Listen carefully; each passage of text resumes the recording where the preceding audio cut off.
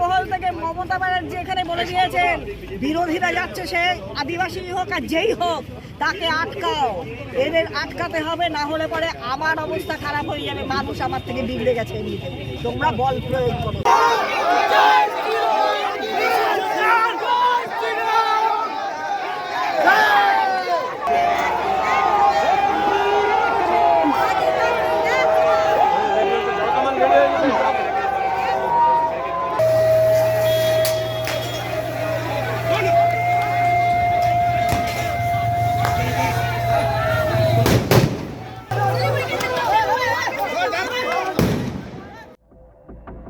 উত্তরবঙ্গের শিলিগুড়িতে আজ উত্তপ্ত পরিস্থিতি।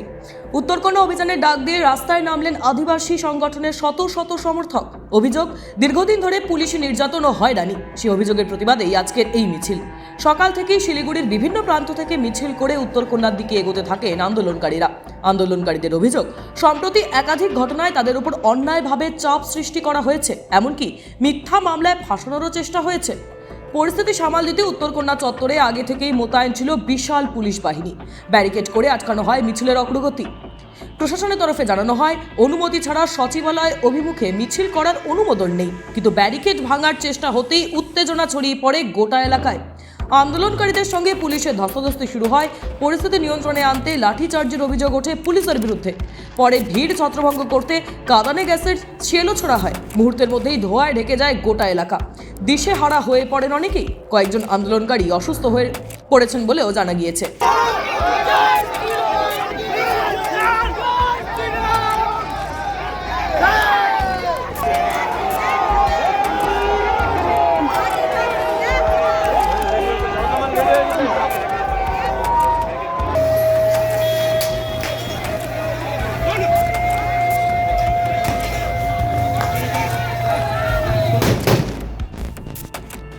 আন্দোলনকারীদের দাবি, শান্তিপূর্ণভাবেই তারা ডেপুটেশন দিতে চেয়েছিলেন। পরিস্থিতি নিয়ন্ত্রণের বাইরে যাওয়ার আগেই পদক্ষেপ করা হয়েছে বলে জানিয়েছে প্রশাসন। সুষ্ঠুভাবে মিছিল হচ্ছিল, সুন্দরভাবে মিছিল। দেখুন, এটা গণতান্ত্রিক অধিকার, সেই অধিকার নিয়ে আদিবাসীরা মিছিল করছিল। তার সঙ্গে আমরা ছিলাম। এক মহিলা, সে আদিবাসীর ক্ষেত্রেও মহিলা, মুসলিমের ক্ষেত্রেও মহিলা, হিন্দুদের ক্ষেত্রেও মহিলা, সবার ক্ষেত্রে মহিলা। মহিলা যেভাবে নির্যাতিত হয়েছে, তার সন্তানটা মারা গেছে। আজকে তার কোনো রকম কোনো প্রতিকার নেই। পুলিশ যে এইরকম অমানবিক অত্যাচার করছে পশ্চিমবঙ্গের বুকে, মাননীয় মুখ্যমন্ত্রী, স্বরাষ্ট্র দপ্তরের মন্ত্রীর নির্দেশে তার বিরুদ্ধে আমরা যাচ্ছিলাম একটা প্রতিবাদ জানাতে উত্তরকন্যায়, যেটা একটা প্রশাসনিক ভবন। এই অধিকার আমাদের আছে, সেই অধিকার বলে কিন্তু আমরা সেখানে যাচ্ছিলাম। ওখানে আটকে দেওয়া হলো ব্যারিকেড দিয়ে, আটকে দিয়ে তারা ক্ষান্ত হয়, জল কামান মারলো, তারপরে আপনার মারলো, টিয়ার গ্যাস এমন ভাবে মারলো, হয়ে গেল দ্বিতীয়বার হয়ে গেল। আমরা মারলাম, ছেড়ে দিলাম, টিয়ার গ্যাস মারলো, ঠিক আছে, ছত্রভঙ্গ করার জন্য মারা হলো। তারপরে উদাম ভাবে লাঠিচার্জ।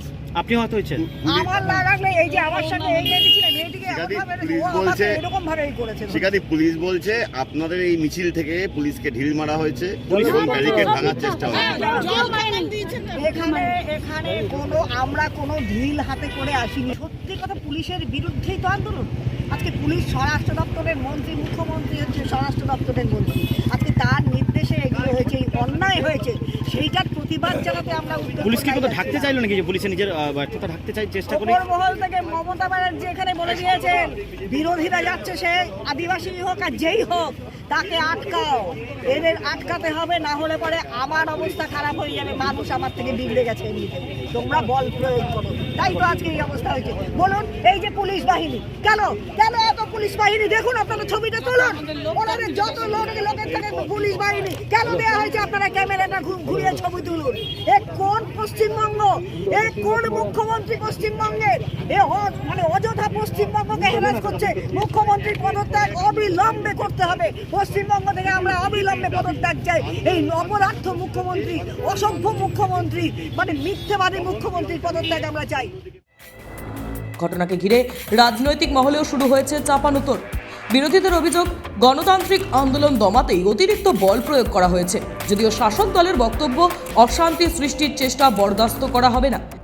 আমরা আদিবাসী মানুষজন, আমরা উত্তরকন্যা শিলিগুড়িতে আমরা আন্দোলন করতে গিয়ে যেভাবে পুলিশরা আমাদের উপরে এই টায়ার গ্যাস চালিয়েছে, আমাদের উপরে লাঠি চার্জ করেছে, সাধারণ আদিবাসী মানুষের উপরে যেভাবে লাঠি চার্জ করেছে।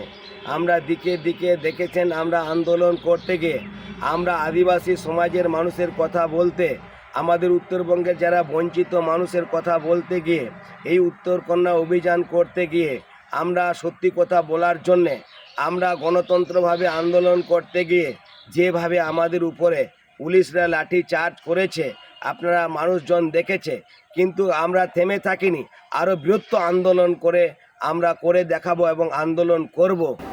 ফাঁসি দেওয়ায় আদিবাসী একজন বোনের ওপরে যে অত্যাচার হয়েছে, গর্ভবতী আদিবাসী ভদ্রমহিলার ওপরে অত্যাচারের ফলে তার সন্তানের মৃত্যু হয়েছে, এই অপমৃত্যুর বিরুদ্ধে দাঁড়িয়ে যে লড়াই লড়ছিলেন ওই এলাকার আদিবাসী জনজাতি মানুষ, তারা উত্তরকন্যায় যেতে চেয়েছিলেন।